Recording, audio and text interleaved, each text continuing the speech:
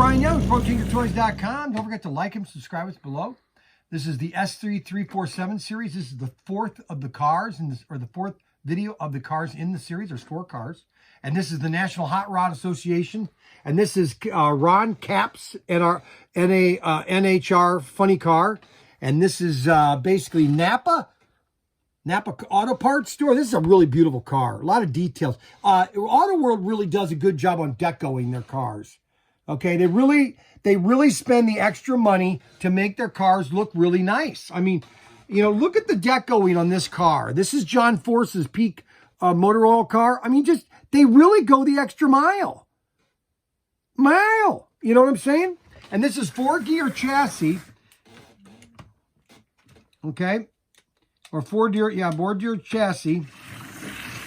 And these are used for the drag strips, okay?